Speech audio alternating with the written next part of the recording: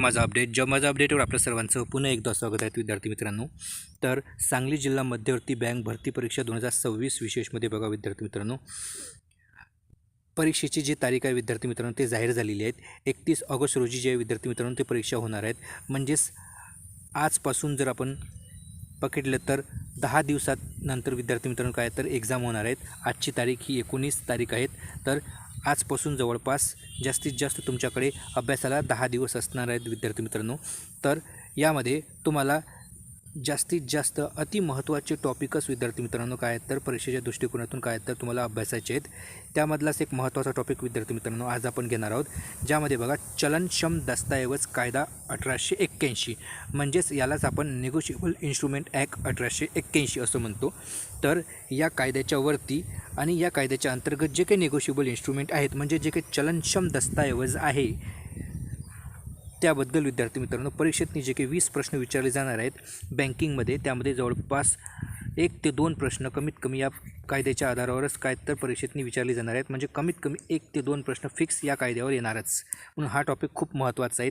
तर आजपासून आपण अतिमहत्त्वाचे टॉपिकच आपण काय तर घेणार आहोत आपल्या चॅनलवर. आणि सहकार जो विषय आहेत याच्या संबंधीसुद्धा अतिमहत्त्वाचे टॉपिकच आपण येथे घेणार आहोत. आणि अत्यंत महत्त्वाचे काही मोस्ट इम्पॉर्टंट क्वेश्चनसुद्धा आपण येथे घेणार आहोत. तर बघा, आज आपण चलनक्षम दस्तऐवज कायदा 1881 बाबत संपूर्ण माहिती बघणार आहोत. तर बघा, यामध्ये बघा हा जो कायदा आहे चलनक्षम दस्तऐवज कायदा 1881, ज्यालाच आपण नेगोशिएबल इन्स्ट्रुमेंट ॲक्ट, बघा नेगोशिएबल इन्स्ट्रुमेंट ॲक्ट 1881 असं म्हणतो. म्हणजेच बघा, परीक्षेमध्ये तुम्हाला हा कायद्याचं नाव डायरेक्टच मराठीमध्ये जर लिहिलं असेल तर तुम्हाला नेगोशिएबल इन्स्ट्रुमेंट ॲक्ट अशाच प्रकारे बऱ्याचशा परीक्षेमध्ये काय तर विचारले जातात. त्यामध्ये मराठी जे काही याचं कन्व्हर्जन आहेत ते विचारलं जात नाही. कधीकधी जर विचारलं तर चलनक्षम दस्तऐवज कायदा 1881 असा त्याचं नाव असेल. तर बघा, हा जो कायदा आहे हा कायदा 1 मार्च 1882 रोजी संपूर्ण भारतात लागू करण्यात आला. तर हे तारीख तुम्हाला लक्षात ठेवायची आहे. तर चलनक्षम दस्तऐवज कायदा म्हणजेच निगोशिएबल इन्स्ट्रुमेंट ॲक्ट 1881 हा कायदा कधी लागू झाला भारतामध्ये, तर 1 मार्च 1882 या साली हा कायदा लागू झाला. तर बघा, चलनक्षम दस्तऐवज म्हणजे काय असते, तर बघा असे डॉक्युमेंट्स असतात जे की कायदेशीररित्या त्या डॉक्युमेंट्सला किंवा ते जे कागदपत्र असतात त्या कागदपत्राला काय तर मान्यता असते. आणि त्या कागदपत्राच्या किंवा त्या डॉक्युमेंटच्या सहाय्याने आपण काय तर कोणतेही जे काही पेमेंट असते किंवा जे काही पैशाचं जे काही हस्तांतरण असते ते हस्तांतरण करण्यासाठी एक कायदेशीर डॉक्युमेंटचा उपयोग करून आपण त्या पैशाचं हस्तांतरण करतो, त्यालाच आपण निगोशिएबल इन्स्ट्रुमेंट असं म्हणतो. याच्या अंतर्गत 3 प्रकारचे निगोशिएबल इन्स्ट्रुमेंट जे आहेत विद्यार्थी मित्रांनो काय तर आपल्याला अभ्यासायचे आहेत. 3 प्रकारचेच निगोशिएबल इन्स्ट्रुमेंटचा वापर केला जाते. तर बघा, चलनक्षम दस्तऐवज म्हणजे असा दस्तऐवज ज्याद्वारे पैशाचे हस्तांतरण एका व्यक्तीकडून दुसऱ्या व्यक्तीकडे सोप्या पद्धतीने आणि कायदेशीररित्या केले जाते.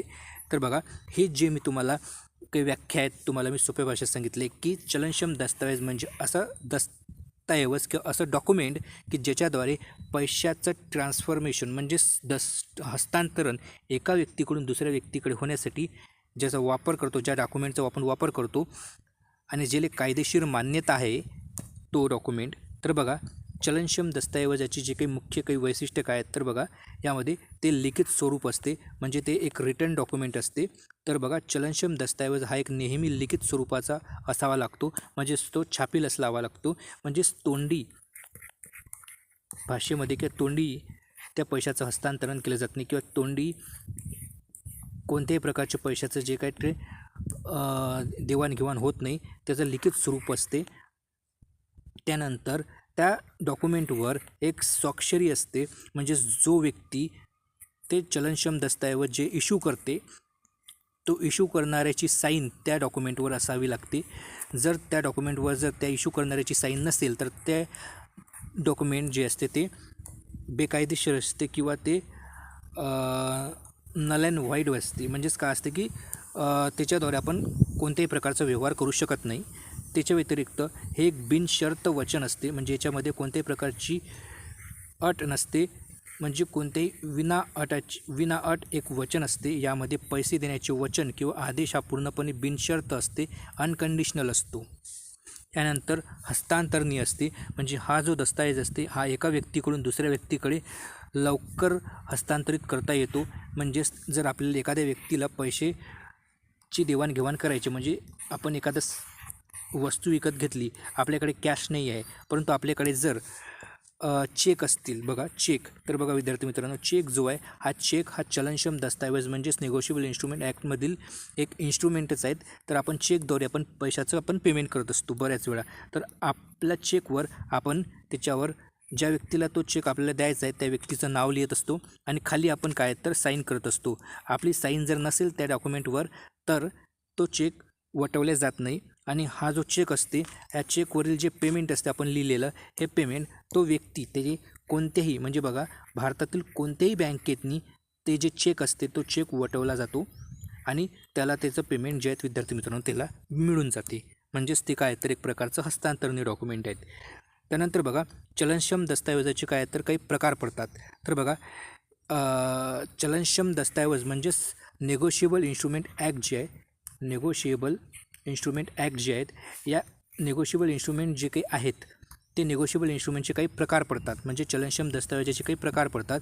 तर बघा हे जे प्रकार आहे, हे प्रकार 3 प्रकारचे काय तर चलनक्षम दस्तऐवज आहे. म्हणजेच नेगोशिएबल इन्स्ट्रुमेंट जे आहेत, जे काही आपण वापरतो ते जे नेगोशिएबल इन्स्ट्रुमेंट आहे, हे 3 प्रकारचे नेगोशिएबल इन्स्ट्रुमेंट आहे. म्हणजे 3 प्रकारचे काय तर चलनक्षम दस्तऐवज आहे. कलम 13 नुसार हे जे आहेत ते याचे प्रकार पडतात. तर हे तुम्हाला लक्षात ठेवायचं आहे की चलनक्षम दस्तऐवजाचे जे प्रकार पडतात 3, हे 3 प्रकार कोणत्या कलमानुसार जे आहेत ते पडतात, तर कलम 13 नुसार. तर चलनक्षम दस्तऐवज कायदा किंवा नेगोशिएबल इन्स्ट्रुमेंट ॲक्ट 1881ची जी कलम 13 आहे विद्यार्थी मित्रांनो, या कलम 13 नुसार, या कायद्याच्या कलम 13 नुसार या चलनक्षम दस्तऐवजाचे 3 प्रकार पडतात. तर बघा यामध्ये याच्यातला पहिला जो प्रकार आहे चलनक्षम दस्तऐवजाचा, तर तो आहे प्रॉमिसरी नोट, ज्याला आपण प्रॉमिसरी नोट किंवा वचन चिठ्ठी असं म्हणतो. तर बघा हे जे प्रॉमिसरी नोट आहे, हे प्रॉमिसरी नोटबद्दल जे काही तरतूद आहे हे कलम 4 मध्ये सांगण्यात आलेली आहेत. म्हणजेच नेगोशिएबल इन्स्ट्रुमेंट ॲक्टच्या कलम 4 नुसार प्रॉमिसरी नोट जारी केली जाते किंवा प्रॉमिसरी नोट जे आहे ते इश्यू केली जाते. म्हणजे एखाद्या व्यक्तीकडून जर एखादी प्रॉमिसरी नोट इश्यू केली जात असेल तर ती प्रॉमिसरी नोट नेगोशिएबल इन्स्ट्रुमेंट ॲक्टच्या कलम 4 नुसार इश्यू केली जात असते. तर बघा वचन चिठ्ठी काय असते, तर हे एक विशिष्ट रक्कम देण्याची एक लेखी किंवा एक बिनशर्त वचन असते. बघा अशा प्रकारचं एक डॉक्युमेंट असते, ज्यामध्ये एक जो लेंडर असते, म्हणजे ज्याच्याकडे जे आपण जो पैसा इश्यू करते तो, त्याचं नाव आणि त्याचं ॲड्रेस, आणि जो बॉरोवर आहेत म्हणजे ज्याला पैसे इश्यू केले जातात, म्हणजे जो पैसे देतो, म्हणजे जो धनको म्हणतो आपण, जो काही पैसे देणारा आहे त्या व्यक्तीचं नाव आणि ॲड्रेस इथं आहे. आणि जो बॉरोवर आहेत म्हणजे जो कर्जदार आहेत, म्हणजे जो पैसे घेतो त्याचं नाव आणि ॲड्रेस.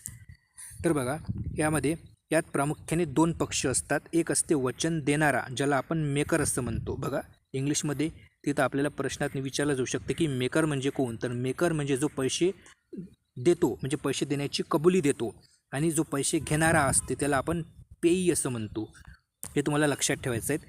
तर बघा वचन चिठ्ठी किंवा प्रॉमिसरी जी नोट असते यामध्ये 2 पक्ष असतात, 2 पार्ट्या असतात. म्हणजे यामध्ये जे काही व्यवहार करतो पैशाचा, त्या व्यवहारामध्ये 2 पार्ट्या असतात. त्यापैकी एक पार्टी जी असते ती असते मेकर आणि दुसरी असते पेई.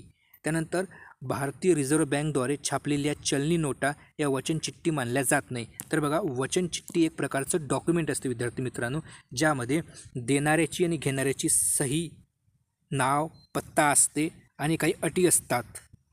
परंतु ज्या काही नोटा छापल्या जातात, RBIद्वारे ज्या नोटा छापल्या जातात त्या नोटा चलनक्षम दस्तऐवज नाही आहे विद्यार्थी मित्रांनो.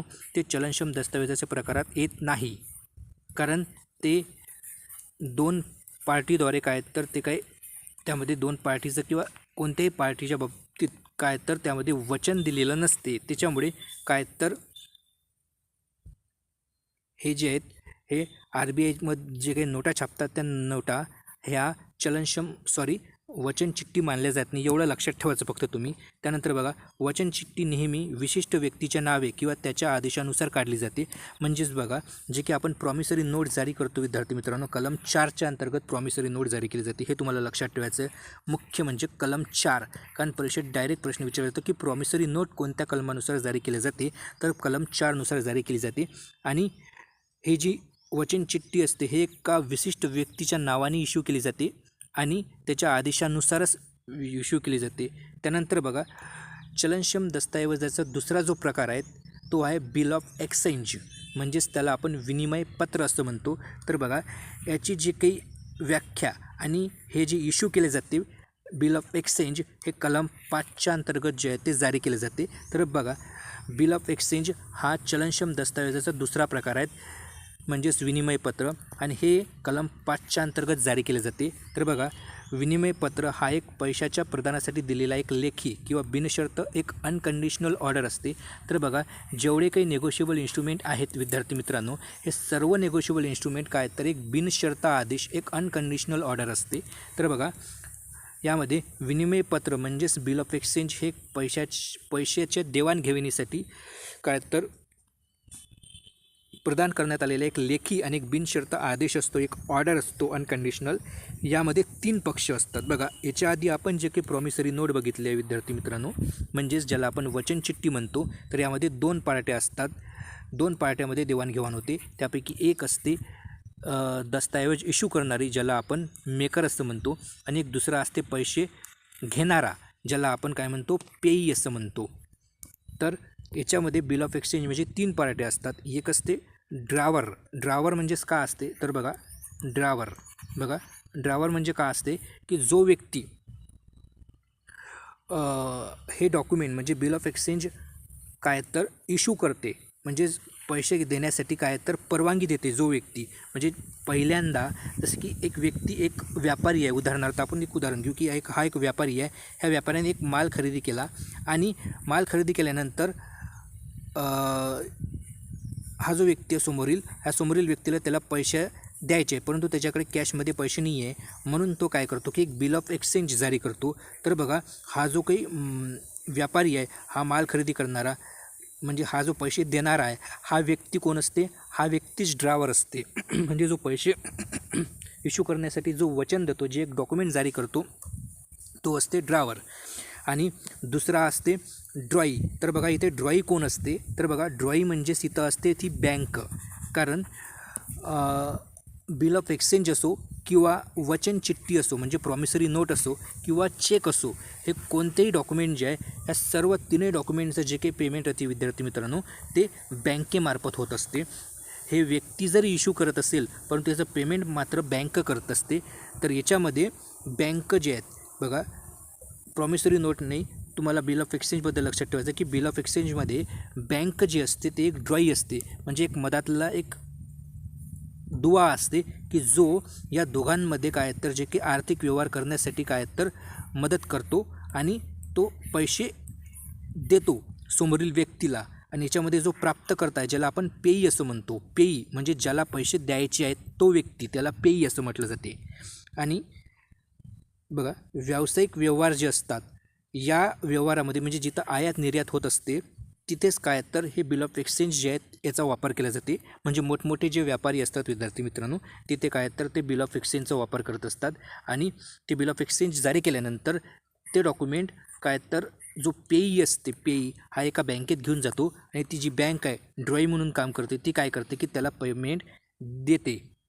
म्हणजेच बघा, हे जे बिल ऑफ एक्सचेंज आहे विद्यार्थी मित्रांनो, हे बँकेने दिलेले एक प्रकारचं काय तर हे कर्जच असते. हे तुम्हाला लक्षात ठेवायचं आहे.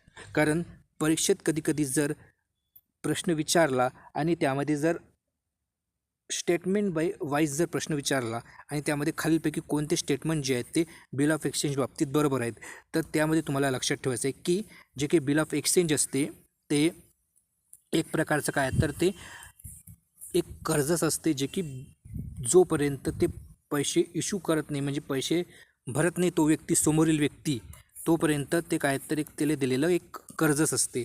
त्यानंतर बघा, यावर योग्य रकमेचे स्टॅम्प ड्युटी तिकीट लावणे आवश्यक असते.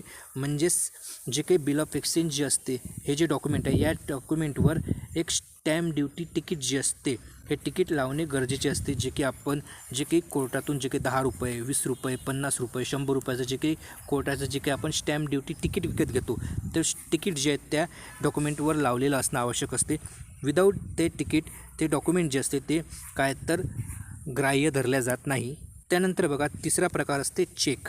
तर बघा जो चेक ज्यालाच आपण धनादेश असं म्हणतो, हा कलम 6च्या अंतर्गत काय तर जारी केला जातो. हे तुम्हाला लक्षात ठेवायचं आहे की कलम 6नुसार चेक जारी केला जातो.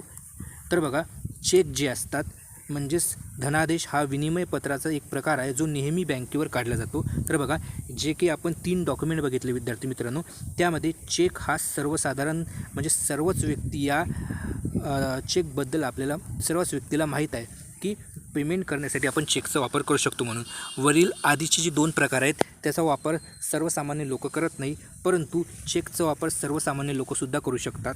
तर बघा यामध्ये धनादेशाची जी रक्कम असते ते मागणी केल्यानंतर लगेचच काय तर ऑन डिमांड द्यावी लागते. धनादेशाची मुदत तो दिल्याच्या तारखेपासून 3 महिने असते. म्हणजेच बघा एक चेक आहे, या चेकवर इथं तारखेचा एक रकाना असतो. ज्या दिवशी चेक दिला जातो एका व्यक्तीकडून आणि जी तारीख लिहिलेली असते ज्या दिवशी तो चेक इश्यू केला जातो, त्या इश्यू करण्याच्या तारखेपासून 3 महिन्यापर्यंत तो चेक विद्यार्थी मित्रांनो काय तो व्हॅलिड असतो. 3 महिन्यानंतर तो चेक अनव्हॅलिड होतो, म्हणजेच त्याच्यातून पेमेंट करता येत नाही. धनादेशाचे प्रमुख पक्ष जे आहेत ते 3 पक्ष आहेत. ज्या प्रकारे बिल ऑफ एक्सचेंजमध्ये 3 पक्ष असतात तेच 3 पक्ष विद्यार्थी मित्रांनो काय तर चेकमध्ये असतात. म्हणजे एक असते खातेदार ज्याला आपण ड्रॉई असं म्हणतो, एक असते बँक जे ड्रॉई असते हा ड्रॉवर असते म्हणजे बँकर, आणि पैसे घेणारा जो पेई असते. याच्याबद्दल मी तुम्हाला आधीच सांगितलेलं आहे डिटेल. तर तशाच प्रकारचं काम इथे सुद्धा असते. त्यानंतर बघा धनादेशाचे म्हणजेच धनादेशाचे काही प्रकार पडतात विद्यार्थी मित्रांनो. तर ते धनादेशाचे प्रकार आपण इथे बघणार आहोत, कारण परीक्षेतनी डायरेक्ट या धनादेशाचे म्हणजे ज्या चेकचे जे प्रकार आहेत त्यावर प्रश्न विचारला जातो. त्यापैकी बघा पहिला प्रकार जो आहे चेकचा तो पडतो बिअरर चेक. तर बघा बिअरर चेक म्हणजे काय असते की हा जो चेक असते हा चेक ज्या व्यक्तीकडे हा चेक असतो त्यालाच पेमेंट मिळत असते. म्हणजे बिअरर चेक जो असतो विद्यार्थी मित्रांनो हा चेक हा एक अनसिक्युअर चेक असते, असुरक्षित चेक असते. म्हणजेच बिअरर चेक ज्या व्यक्तीकडे दिला जातो त्या व्यक्तीला बँक जी असते ते काउंटरवरच पैसे देते, आणि हा चेक ज्या व्यक्तीकडे आहे भलेही त्या चेकवर त्याचं नाव नसेल तरीसुद्धा ज्याच्याकडे तो चेक आहे तो व्यक्तीच त्याचं चेकचं पेमेंट ज्या त्या व्यक्तीला केलं जाते. म्हणून बिअरर चेक काय असते ते हा एक असुरक्षित चेक असतो, कारण हा चेक ज्या व्यक्तीकडे असतो त्या व्यक्तीला पेमेंट बँकेच्या काउंटरवरच केलं जाते. त्यानंतर बघा दुसरा प्रकार पडते ऑर्डर चेक. ऑर्डर चेकमध्ये बघा एक चेक असते, या चेकमध्ये ज्या व्यक्तीला पैसे इश्यू करायचे आहे त्या व्यक्तीचं इथं नाव दिलेलं असते आणि त्याच व्यक्तीला त्या पैशाचं पेमेंट केलं जाते. म्हणजेच ऑर्डर चेकमध्ये उदाहरणार्थ ए व्यक्तीला त्याला पैसे द्यायचे आहेत आणि ए व्यक्तीचं नाव त्या चेकवर दिलेलं आहे की या व्यक्तीला पैसे इश्यू करायचे आहेत, तर ते पैसे ए व्यक्तीलाच मिळणार. भलाही बी व्यक्ती जर तिथे पैसे काढायला गेला चेक घेऊन तर ऑर्डर चेकद्वारे बी व्यक्ती त्यातून पैसे काढू शकणार नाही. जर ए व्यक्ती गेला तरच त्याला ते पैसे मिळेल, आणि त्याला तिथं ओळखीचा पुरावासुद्धा द्यावा लागते, तेव्हाच त्याला तिथं पैसे मिळते. त्यानंतर बघा तिसरा प्रकार पडतो चेकचा क्रॉस चेक. तर बघा क्रॉस चेक कसा असतो तर सर्वसाधारण जो चेक आहे त्या चेकवरच नाही का विद्यार्थी मित्रांनो डाव्या जी बाजू आहे डाव्या बाजूला म्हणजे इथे 2 तिरप्या लाईना काय तर मारल्या जातात, तेव्हा तो चेक क्रॉस चेक कन्वर्ट होतो. क्रॉस चेकमध्ये काय तर बदल होतो. तर बघा धनादेशाच्या डाव्या बाजूला 2 तिरप्या रेषा मारल्यास पैसे फक्त बँक खात्यात जमा होतात, रोख मिळत नाही. तर बघा यामध्ये आपण जे काही 2 पहिले प्रकार बघितले ज्यामध्ये बिअरर चेक आणि एक ऑर्डर चेक, या दोन्ही चेकमध्ये विद्यार्थी मित्रांनो पैसे काउंटरवर भेटतात, बाय कॅश पैसे इथे भेटतात. फक्त बिअरर चेक हे एक अनसिक्युअर्ड चेक असते, ऑर्डर चेक हा एक सिक्युअर चेक असते, कारण ज्या व्यक्तीला इश्यू केला जातो तोच व्यक्ती ते पैसे काढू शकतो. परंतु जो क्रॉस चेक असतो विद्यार्थी मित्रांनो यामध्ये पेमेंट बाय कॅश केलं जात नाही, तर हे जे पेमेंट असते हे पेमेंट त्या व्यक्तीच्या खात्यात केलं जाते. आणि क्रॉस चेकचं पेमेंट होण्यासाठी त्या व्यक्तीला ज्या बँकेत तो चेक वटवण्यासाठी जातो त्या बँकेत त्याचं खातं असणं आवश्यक असते. म्हणून ज्या बँकेत त्याचं खातं आहे त्याच बँकेत तो व्यक्ती काय तर क्रॉस चेकचं पेमेंट घेऊ शकते. उदाहरणार्थ एक व्यक्ती आहे बी, हा व्यक्ती याने एक चेक इश्यू केला, तो चेक स्टेट बँक ऑफ इंडियाचा असेल, परंतु समोरील जो ए व्यक्ती आहे याचं जर खातं बँक ऑफ महाराष्ट्रामध्ये असेल तरीसुद्धा तो पेमेंट घेऊ शकतो. परंतु काय बघा विद्यार्थी मित्रांनो, चेकचा चौथा प्रकार पडतो ओपन चेक किंवा अनक्रॉस चेक. तर बघा ओपन चेक म्हणजे बघा ज्या चेकवर कोणत्याही प्रकारच्या तिरप्या रेषा मारलेल्या नसतात त्याला आपण ओपन चेक असं म्हणतो. तर बघा ओपन चेकचे वैशिष्ट्य काय, तर हा जो चेक असते बँकेत सादर करून थेट रोख रक्कम जे आहेत आपण मिळवता येते किंवा तो दुसऱ्या व्यक्तीच्या नावे हस्तांतरित करता येतो. तर ओपन चेक जो आहे विद्यार्थी मित्रांनो, ज्या प्रकारे बिअरर चेक असते, बिअरर चेक त्या प्रकारचा चेक असते. बिअरर चेक ज्या प्रकारे ज्या व्यक्तीच्या हातात असतो तोच व्यक्ती पेमेंट करू शकतो, त्याचप्रकारे ओपन चेकसुद्धा काय तर ते पेमेंट ज्या व्यक्तीच्या हातात आहे व्यक्ती करू शकतो. आणि ओपन चेक जो असतो विद्यार्थी मित्रांनो, एका व्यक्तीकडून दुसऱ्या व्यक्तीकडे काय तर हस्तांतरित करता येऊ शकतो, ट्रान्सफर करता येऊ शकतो. त्यानंतर बघा चेकचा पाचवा प्रकार पडतो पोस्ट डेटेड चेक. तर बघा पोस्ट डेटेड चेक म्हणजे असा चेक असतो की ज्या चेकवर भविष्यातील तारीख असते, म्हणजे ज्या दिवशी तो चेक इश्यू करतो त्या दिवसाची तारीख न टाकता पुढील तारीख जो म्हणजे आज उदाहरणार्थ की आज त्याने चेक इश्यू केला तर आजची तारीख न टाकता तो उद्याची किंवा परवाची, पुढील 3 महिन्यानंतर 1 महिन्यानंतर अशी कोणती पुढची भविष्यातील जे तारीख टाकत असतील तर त्या तारखेपासून तो चेक काय तर इश्यू होतो. म्हणजेच उदाहरणार्थ एक व्यक्ती आहे ज्याने आज एक चेक इश्यू केला, परंतु त्यांनी तारीख जर पुढील 2 महिन्यानंतरची टाकली तर पुढील 2 महिन्यानंतर तो चेक जो आहे तो व्हॅलिड होतो आणि पुढील 2 महिन्यानंतरच तो पेमेंट त्या व्यक्तीकडून घेऊ शकतो. अशा प्रकारचे चेक जे विद्यार्थी मित्रांनो ते कधी घेतात तर जेव्हा एखादं पेमेंट विद्यार्थी मित्रांनो जेव्हा व्यापारी करत असते तर ते पेमेंट त्याच्या खात्यात जर पैसे नसेल तर जोपर्यंत त्याच्या खात्यात पैसे येत नाहीत तोपर्यंतची तारीख तो विद्यार्थी मित्रांनो तो त्या चेकवर टाकत नाही. समोरील काही दिवसानंतरची चेक तारीख ते टाकत असतो. म्हणजेच त्यानंतरच तो चेक त्यात टाकला असता बँकेतनी ते पैसे त्या व्यक्तीला मिळून जाते. म्हणजेच बघा या चेकवर जी तारीख टाकलेली असते त्या तारखेला किंवा त्यानंतरच हा चेक बँकेत वटवता येतो, त्या तारखेच्या आधी तो चेक स्वीकारत नाही. जसे की कर्जाचे हप्ते भरण्यासाठी जो चेक वापरण्यात येतो बँकेतनी त्यासाठी समोरील तारीख टाकलेली असते, म्हणजे ज्या दिवशी त्याच्या खात्यात पैसे येईल त्या दिवशी तो चेक ऑटोमॅटिक काय तर वटवला जाऊ शकतो. म्हणून ते पुढील तारखेचे चेक त्याच्यामध्ये असतात. त्यानंतर चेकचा 6वा प्रकार जो पडतो तो पडतो स्टेल चेक किंवा ज्याला आपण मुदत बाह्य चेक, म्हणजे ज्या चेकची तारीख बघा चेक इश्यू केल्यानंतर चेकची तारीख 3 महिन्यापर्यंत असते, म्हणजेच 90 दिवसापर्यंत. 90 दिवसानंतर तो चेक अनव्हॅलिड होतो, म्हणजे त्या अनव्हॅलिड चेकलाच स्टेल चेक असं म्हटलं जाते. हे तुम्हाला सिंपल लक्षात ठेवायचं आहे की 3 महिन्याची मुदत संपल्यानंतर म्हणजेच तारीख इश्यू केल्यानंतर ज्या तारखेचा तो चेक इश्यू केला जाते इथं तारीख मांडली जाते त्या तारखेच्या 30 महिन्यानंतर किंवा 90 दिवसानंतर तो चेक काय तर एक अनव्हॅलिड होतो. त्या चेकलाच आपण काय तर स्टेल चेक असं म्हणतो, ज्यालाच आपण शिळा चेकसुद्धा म्हणतो. तर बघा चेकचे असे 6 मुख्य प्रकार पडतात विद्यार्थी मित्रांनो, जे की तुम्हाला परीक्षेच्या दृष्टिकोनातून अत्यंत महत्त्वाचे आहेत. याच्यापैकी वरील जे 3 प्रकार मी तुम्हाला सांगितले आहेत त्या प्रकारावरच तुम्हाला जास्तीत जास्त प्रश्न विचारले जातात. त्यानंतर बघा एक कलम 138 आहेत, हे तुम्हाला लक्षात ठेवायचे आहेत. तर बघा जेव्हा एखादा चेक त्याचा अनादर होत असेल, म्हणजे एक चेक आहे तो चेक जर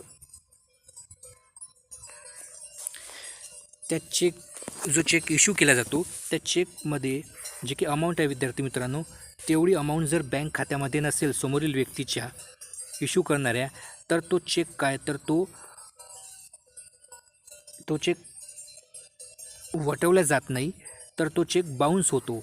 म्हणजेच काय तर तो चेक त्या चेकद्वारे त्याचं पेमेंट होत नाही तर बाउन्स होतो तो चेक. तर बघा हा चेक बाउन्स झाल्यानंतर कलम 138च्या अंतर्गत समोरील जे व्यक्ती आहे म्हणजे जो व्यक्ती चेक इश्यू करतो, इश्यू करणाऱ्या व्यक्तीवर काय तर कलम 138च्या अंतर्गत काय तर गुन्हा दाखल होतो. कलम 138 ही निगोशिएबल इन्स्ट्रुमेंट ॲक्ट 1881 मधील जे कलम 138 आहे या कलम 138 अंतर्गत चेक जर बाउन्स झाला तर चेक बाउन्स झाल्यानंतर त्याच्यावर कलम 138 नुसार काय तर गुन्हा दाखल होतो आणि यामध्ये 2 वर्षापर्यंतची तुरुंगवासाची शिक्षा आहेत.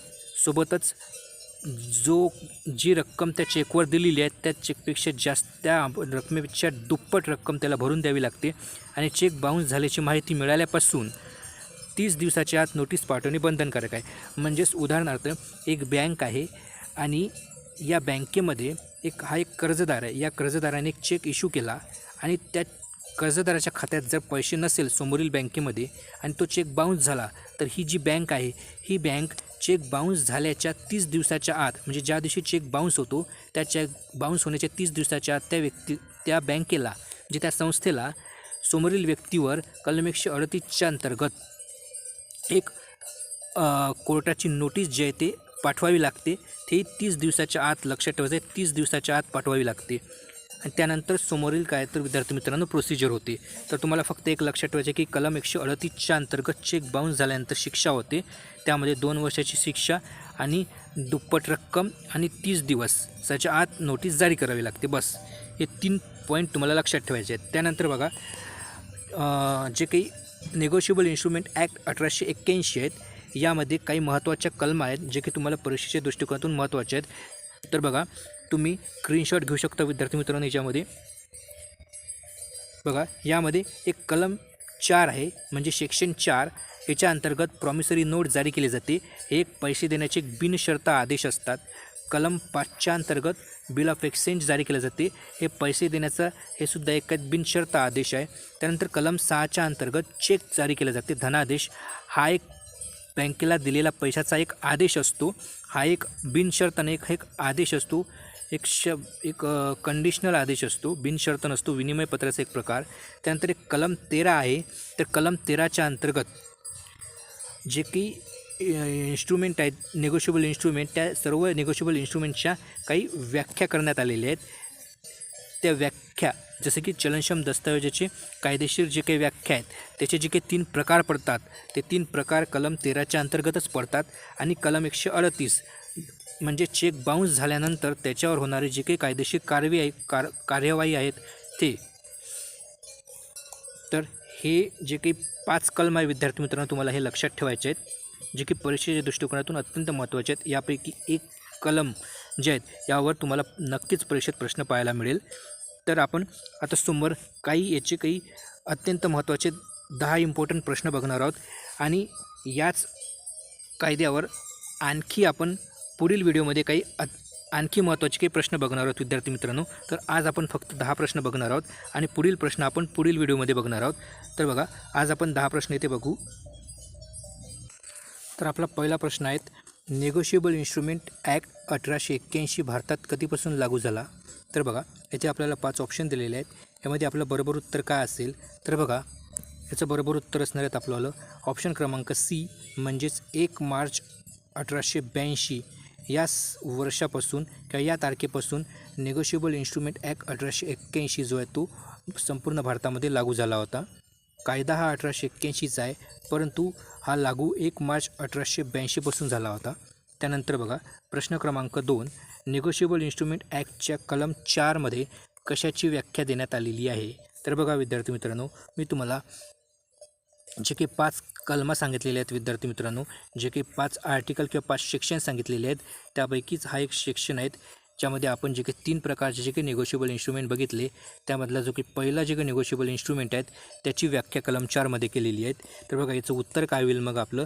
तर ऑप्शन क्रमांक बी होईल, म्हणजेच प्रॉमिसरी नोट. म्हणजेच जे काही वचन चिठ्ठी असते ती कलम 4च्या अंतर्गत त्याची व्याख्या आणि ते इश्यू केली जाते.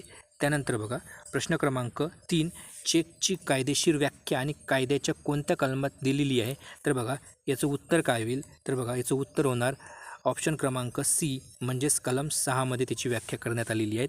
त्यानंतर बघा प्रश्न क्रमांक 4, प्रॉमिसरी नोट म्हणजेच वचन चिठ्ठीमध्ये प्रामुख्याने किती पक्ष असतात? तर बघा येथे मी तुम्हाला याचं उत्तर सांगितले आहे विद्यार्थी मित्रांनो, की प्रत्येक जे काही 3 डॉक्युमेंट आहेत आपलेवाले नेगोशिएबल इन्स्ट्रुमेंट ॲक्टच्या अंतर्गत जे 3 नेगोशिएबल इन्स्ट्रुमेंट पडतात, तर त्यामध्ये कोणत्या डॉक्युमेंटमध्ये किती पार्ट्या असतात म्हणून. तर बघा प्रॉमिसरी नोटबद्दलसुद्धा मी तुम्हाला सांगितलेलं आहे.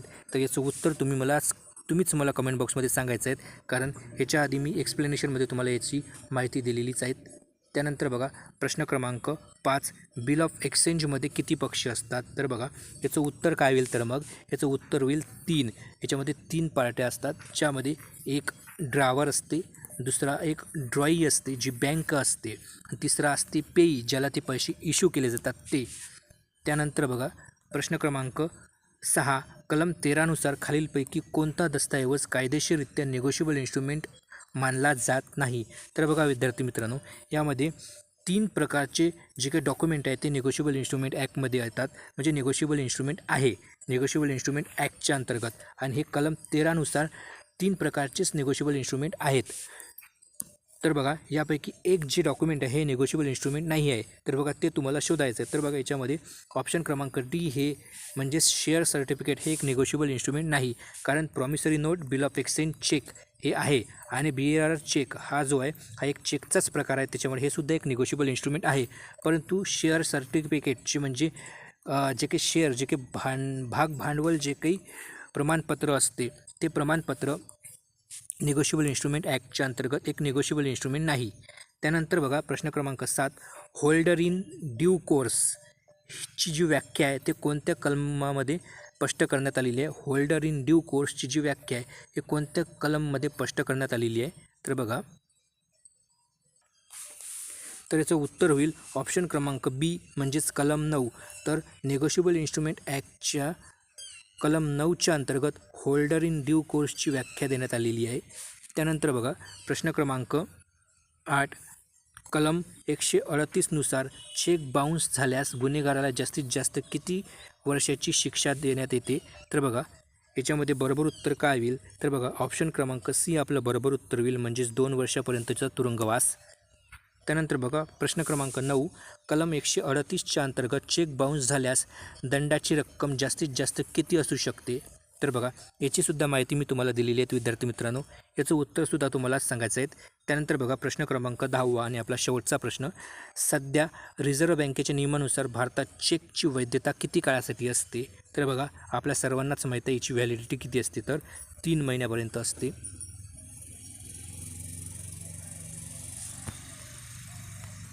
तर अशा प्रकारचे हे प्रश्न आहेत विद्यार्थी मित्रांनो. तर बघा हे जे मी 10 प्रश्न घेतलेले आहेत यापैकीच कमीत कमी एक प्रश्न जे आहेत ते परीक्षेत नक्कीच विचारला जाऊ शकतो, आणि पुढील काही आणखी महत्त्वाचे अतिमहत्त्वाचे जे काही प्रश्न आहेत या निगोशिएबल इन्स्ट्रुमेंट ॲक्टबद्दल मी तुम्हाला पुढील व्हिडिओमध्ये सांगणारच आहेत. तर ते संपूर्ण प्रश्न तुम्हाला नोट डाऊन करून तुम्हाला ते पाठ करायचे आहेत, जे की तुम्हाला 31 तारखेच्या परीक्षेत खूप अत्यंत उपयोगी पडतील.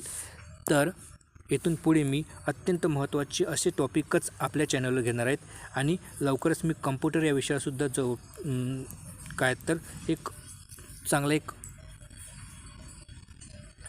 एक घंट्याचा एक बूस्टर क्लासचे विद्यार्थी मित्रांनो घेणार आहेत, ज्यामध्ये आपण जवळपास जे की 10 प्रश्न परीक्षेत विचारले जाणार आहेत त्यापैकी मॅक्झिमम प्रश्न जे आहेत त्यामध्ये कव्हर होतील. तर त्यासाठी तुम्ही चॅनलला अवश्य सबस्क्राईब करायचं आहे. धन्यवाद. जय हिंद, जय महाराष्ट्र.